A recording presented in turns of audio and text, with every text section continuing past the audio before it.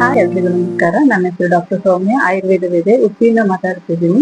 ಇತ್ತೀಚಿನ ದಿನಗಳಲ್ಲಿ ಹೆಣ್ಮಕ್ಳಲ್ಲಿ ಕಾಲ್ಗಂಟಿನ ನೋವಿನ ಸಮಸ್ಯೆ ತುಂಬಾ ಕಾಮನ್ ಆಗಿ ಬರ್ತಾ ಇದೆ. ಹಾಗೂ ಇದಕ್ಕೆ ಕಾರಣಗಳೇನು, ಸೊ ಇದು ಯಾವ ರೀಸನ್ ಇಂದ ಬರ್ತಾ ಇದೆ ಅನ್ನೋದನ್ನ ಇವತ್ತಿನ ಈ ವಿಡಿಯೋದಲ್ಲಿ ಕಂಪ್ಲೀಟ್ ಆಗಿ ನಿಮ್ಗೆ ಮಾಹಿತಿಯನ್ನು ಕೊಡ್ತಾ ಹೋಗ್ತೀನಿ. ವಿಡಿಯೋವನ್ನು ಯಾವುದೇ ಕಾರಣಕ್ಕೂ ಸ್ಕಿಪ್ ಮಾಡಿ ನೋಡ್ಬೇಡಿ. ಸೊ ಪೂರ್ತಿಯಾಗಿ ನೋಡಿ, ಸೊ ದಟ್ ನಿಮ್ಗೆ ಕೆಲವು ಕಂಪ್ಲೀಟ್ ಮಾಹಿತಿ ಸಿಗೋದಕ್ಕೆ ಅನುಕೂಲ ಆಗತ್ತೆ. ಕೈಕಾಲು ಗಂಟು ನೋವಿನ ಸಮಸ್ಯೆ ಬರೋದಕ್ಕೆ ಬಹಳಷ್ಟು ಕಾರಣಗಳಿವೆ. ಆದ್ರೆ ಇವತ್ತು ನಾನು ಕೆಲವೊಂದಿಷ್ಟು ಇಂಪಾರ್ಟೆಂಟ್ ಕಾರಣಗಳನ್ನ ಹೇಳ್ತಾ ಹೋಗ್ತೀನಿ. ಸೊ ದಟ್ ನಿಮ್ಗೆ ಅದರಲ್ಲಿ ಕೆಲವೊಂದು ಚೇಂಜಸ್ ಗಳನ್ನ ಮಾಡ್ಕೊಂತ ಹೋಗಿ ಅವಾಗ ಈ ಕಾಯಿಲೆಯಿಂದ ನೀವು ಮುಕ್ತಿ ಪಡೆಯೋದಕ್ಕೂ ಅನುಕೂಲ ಆಗತ್ತೆ. ಸೊ ಒನ್ ಬೈ ಒನ್ ನೋಡೋಣ ಇವತ್ತು ಏನೇನ್ ಕಾರಣಗಳು ಅಂತೇಳಿ. ಸೊ ಇತ್ತೀಚಿನ ದಿನಗಳಲ್ಲಿ ಹೆಣ್ಮಕ್ಳು ಅಡಿಗೆ ಮನೆಗಳನ್ನ ನೀವು ನೋಡ್ಬೋದು, ಹೆಚ್ಚು ಹೊತ್ತು ನಿಂತು ಕೆಲಸಗಳನ್ನ ಮಾಡ್ತಾ ಇರ್ತಾರೆ. ಸೊ ಈ ರೀತಿ ಹೆಚ್ಚು ಹೊತ್ತು ನಿಂತು ಅಡಿಗೆ ಕೆಲಸಗಳನ್ನ ಮಾಡೋದರಿಂದ ಏನಾಗುತ್ತೆ, ಅವರ ಕಾಲಿಗೆ ಹೊಡೆತ ಬೀಳ್ತಾ ಇರುತ್ತೆ. ಅಂದ್ರೆ ಭಾರ, ಅವರ ದೇಹ ಏನಾದ್ರು ತುಂಬಾ ವೆಯ್ಟ್ ಏನಾದ್ರು ಇತ್ತು ಅಂತ ಹೇಳಿದ್ರೆ, ಸೊ ಖಂಡಿತ ಅವರ ಕಾಲು ಗಂಟಿನ ಮೇಲೆ ಒಂದು ಹೊಡೆತ ಬೀಳೋದ್ರಿಂದ ಕಾಲು ಗಂಟುಗಳು ಅಥವಾ ಕಾಲು ಗಂಟಿನ ಮೂಳೆಗಳು ಸವಿಯೋದಕ್ಕೆ ಸ್ಟಾರ್ಟ್ ಆಗತ್ತೆ. ಭಾರತೀಯರ ಆಹಾರ ಪದ್ಧತಿಗಳು ಯಾವ ರೀತಿ ಅಂತ ಹೇಳಿದ್ರೆ, ಅವರ ಅಡಿಗೆಗಳು ಮಿನಿಮಮ್ 2 to 3 hours ಬೇಕಾಗತ್ತೆ ತಯಾರು ಮಾಡ್ಕೊಳ್ಳೋದಿಕ್ಕೆ. ಹಿಂದಿನ ಕಾಲದಲ್ಲಿ ಹೆಣ್ಮಕ್ಳಿಗೆ ಅಡಿಗೆ ಮನೆಗಳು ಕೂತು ಕೆಲಸಗಳನ್ನು ಮಾಡ್ತಾ ಇದ್ರು. ಆದ್ರೆ ಇತ್ತೀಚಿನ ದಿನಗಳಲ್ಲಿ ಇಟಾಲಿಯನ್ ಕಿಚನ್ ಯಾವಾಗ ಬಂತು, ಸೊ ಹೆಣ್ಮಕ್ಳು ನಿಂತು ಕೆಲಸ ಮಾಡೋದು ಜಾಸ್ತಿ ಆಗ್ತಿದೆ. ಸೊ 2-3 ಗಂಟೆ ನಿಂತು ಕಂಟಿನ್ಯೂಸ್ ಆಗಿ ಕೆಲಸ ಮಾಡ್ತಾ ಇರೋದ್ರಿಂದ ಹೆಚ್ಚಾಗಿ ಅವರಿಗೆ ಈ ಕಾಲ್ಗಂಟಿನ ಮೇಲೆ ಹೊಡೆತ ಬೀಳ್ತಾ ಇರುತ್ತೆ. ಅಂದ್ರೆ ಅವ್ರಿಗೆ ಭಾರಗಳು ಬೀಳ್ತಾ ಇರುತ್ತೆ. ಸೊ ಕಾಲ್ಗಂಟಿನ ನೋವಿನ ಸಮಸ್ಯೆ ಈ ಒಂದು ಕಾರಣದಿಂದ ಹೆಚ್ಚಿಗೆ ಆಗ್ತಾ ಇದೆ ಅಂತ ನಾನು ಹೇಳಬಲ್ಲೆ.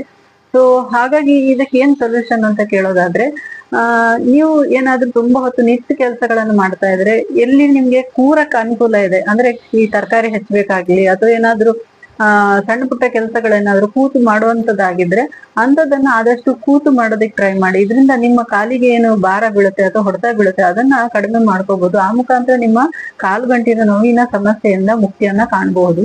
ಬಟ್ಟೆ ತೊಳಿಬೇಕಾದ್ರೂ ನಿಂತು ಮಾಡ್ತಾ ಇದ್ದಾರೆ, ಪಾತ್ರೆ ತೊಳಿಬೇಕಾದ್ರೂ ಸಿಂಕ್ಗಳಲ್ಲಿ ನಿಂತ್ಕೊಂಡು ಪಾತ್ರೆ ತೊಳಿತಾ ಇರ್ತಾರೆ. ಸೊ ಇಷ್ಟೆಲ್ಲ ಕೆಲಸಗಳನ್ನೆಲ್ಲ ಅವರು ನಿಂತ್ಕೊಂಡೇ ಮಾಡ್ತಾ ಇರ್ತಾರೆ. ಈ ರೀತಿ ಕಂಟಿನ್ಯೂಸ್ ಆಗಿ 3-4 hours 5 hours ಅವರು ನಿಂತು ಕೆಲಸಗಳನ್ನೇನಾದ್ರು ಮಾಡ್ತಾ ಹೋಗೋದ್ರಿಂದ ಏನಾಗುತ್ತೆ, ಅವರಿಗೆ ಈ ಕಾಲ್ಗಂಟಿನ ನೋವಿನ ಸಮಸ್ಯೆ ಕಾಮನ್ ಆಗೋದನ್ನ ನಾವು ಕಾಣ್ತಾ ಇರ್ಬೋದು. ಅಡಿಗೆ ಮನೆ ಕೆಲಸ ಒಂದೇ ಅಲ್ಲ, ಬಹಳಷ್ಟು ಕೆಲಸ ಕಾರ್ಯಗಳು ಚೇರ್ ಮೇಲೆ ಕೂತು ಕೆಲಸ ಮಾಡುವಂಥದ್ದು, ಇನ್ನ ಕೆಲವೊಂದಷ್ಟು ಲೈಫ್ ಸ್ಟೈಲ್ ಮಾಡಿಫಿಕೇಶನ್ಸ್ ಅಂದ್ರೆ ಇಟಾಲಿಯನ್ ಕಿಚನ್ ಇರ್ಬೋದು, ಸಿಂಕ್ಗಳಲ್ಲಿ ನಿಂತ್ಕೊಂಡು ಪಾತ್ರೆ ತೊಳೆಯುವಂಥದ್ದು ಇರ್ಬೋದು, ಬಟ್ಟೆ ತೊಳಿಬೇಕಾದ್ರೆ ನಿಂತು ಬಟ್ಟೆ ಕಲ್ಲಿನ ಮೇಲೆ ತೊಳೆಯುವಂಥದ್ದು ಇರ್ಬೋದು, ಹಾಗೂ ವೆಸ್ಟರ್ನ್ ಟಾಯ್ಲೆಟ್ ಇರ್ಬೋದು. ಇದೆಲ್ಲದ್ರಿಂದ ಏನಾಗಿದೆ, ಈ ವೆಸ್ಟರ್ನ್ ಲೈಫ್ ಸ್ಟೈಲ್ ಅನ್ನ ನಾವು ಮಾಡಿಫಿಕೇಶನ್ ಮಾಡ್ಕೊಂಡಿದ್ರಿಂದ ಸೊ 4 ಗಂಟೆಗಳಿಗೆ ಎಕ್ಸರ್ಸೈಸ್ ಕಡಿಮೆ ಆಗ್ತಾ ಇದೆ. ಸೊ ಆಮೇಲೆ ಕೆಳಗಡೆ ಕೂತು ಊಟ ಮಾಡುವವರ ಸಂಖ್ಯೆ ಕೂಡ ಕಡಿಮೆ ಆಗ್ತದೆ. ಇದಕ್ಕೆಲ್ಲ ಸೊಲ್ಯೂಷನ್ ಏನಪ್ಪಾ ಅಂತ ಹೇಳಿದ್ರೆ, ಆದಷ್ಟು ಎಲ್ಲೆಲ್ಲ ಕೂರಕ್ಕಾಗತ್ತೆ ನೆಲದ ಮೇಲೆ ಅಥವಾ ಊಟ ಮಾಡ್ಬೇಕಾದ್ರೂ ಅಷ್ಟೇ ಆದಷ್ಟು ನೆಲದ ಮೇಲೆ ಕೂತು ಊಟವನ್ನು ಮಾಡೋದು ಉತ್ತಮ.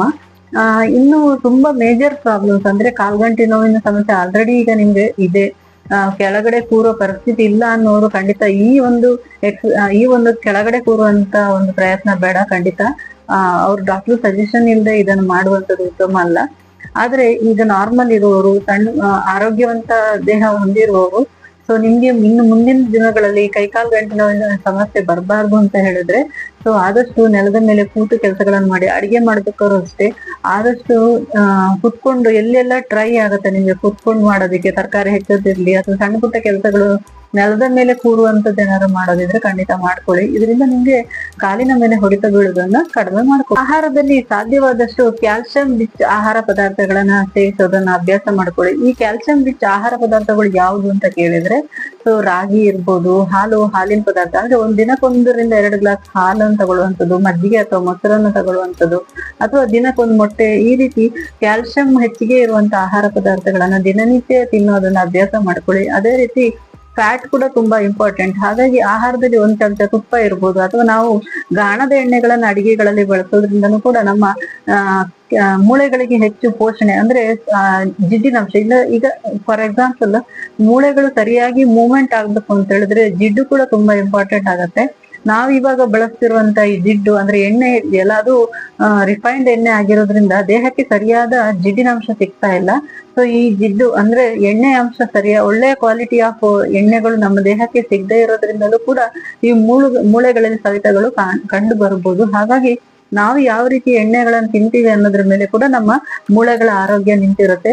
ಹಾಗಾಗಿ ಆದಷ್ಟು ಮೂಳೆಗಳ ಆರೋಗ್ಯವನ್ನ ಚೆನ್ನಾಗಿ ಇಟ್ಕೊಳ್ಳೋದಕ್ಕೆ ಎಣ್ಣೆ ಅಂದ್ರೆ ಗಾಣದ ಎಣ್ಣೆಗಳನ್ನ ಬಳಸುವಂಥದ್ದು, ತುಪ್ಪವನ್ನ ಜಾಸ್ತಿ ಬಳಸುವಂಥದ್ದು, ಹಾಗೂ ಹಾಲಿನ ಪದಾರ್ಥಗಳು ಅಥವಾ ದಿನಕ್ಕೊಂದು ಅಥವಾ 2 ಗ್ಲಾಸ್ ಹಾಲು ಕುಡಿಯುವಂಥದ್ದು, ಮೊಸರು ಮಜ್ಜಿಗೆಗಳನ್ನ ಆಹಾರದಲ್ಲಿ ಬಳಸೋದ್ರಿಂದ ಸೊ ಈ ಕ್ಯಾಲ್ಸಿಯಂ ಕೊರತೆ ಏನಿದೆ ಅಥವಾ ಮೂಳೆಗಳಿಗೆ ಬೇಕಾಗುವಂತ ಎಣ್ಣೆ ಅಂಶ ಏನಿದೆ ಅದು ಸರಿಯಾದ ಪ್ರಮಾಣದಲ್ಲಿ ಸಿಕ್ಕಿ ಮೂಳೆಯ ಆರೋಗ್ಯವನ್ನ ಕಾಪಾಡ್ಕೋಬಹುದು ಅಂತ ಹೇಳಬಲ್ಲೆ. ಹಾಗಾಗಿ ಹೆಣ್ಮಕ್ಳು ತಮ್ಮ ಕಾಲ್ಗಂಟು ನೋವಿನ ಸಮಸ್ಯೆಯಿಂದ ಮುಕ್ತಿಯನ್ನ ಕಾಣಬೇಕಂತ ಹೇಳಿದ್ರೆ ಅವ್ರು ಮೊದಲನೇದಾಗಿ ಮಾಡ್ಬೇಕಾಗಿರುವಂತದ್ದು, ಸೊ ಅವರು ಹೆಚ್ಚು ಹೊತ್ತು ನಿತ್ಯ ಕೆಲಸಗಳನ್ನ ಮಾಡುವುದನ್ನ ಅವಾಯ್ಡ್ ಮಾಡ್ಬೇಕಾಗತ್ತೆ. ಅದ್ರ ಜೊತೆಗೆ ಆಹಾರದಲ್ಲಿ ಕೆಲವೊಂದು ಬದಲಾವಣೆಗಳು, ಈಗಷ್ಟೇ ನಾನು ಹೇಳಿದೆ ಯಾವ ಆಹಾರಗಳನ್ನ ತೆಗೆದುಕೊಳ್ಬೇಕು ಅಂತ ಆಹಾರ ಪದಾರ್ಥಗಳನ್ನ ದಿನನಿತ್ಯದ ಆಹಾರದಲ್ಲಿ ಸೇವಿಸ್ತಾ ಬಂದ್ರೆ ಅವ್ರು ಖಂಡಿತ ಈ ಒಂದು ಕಾಲ್ಗಂಟೆ ನೋವಿನ ಸಮಸ್ಯೆಯಿಂದ ಪರಿಹಾರವನ್ನು ಕಾಣ್ಬೋದು.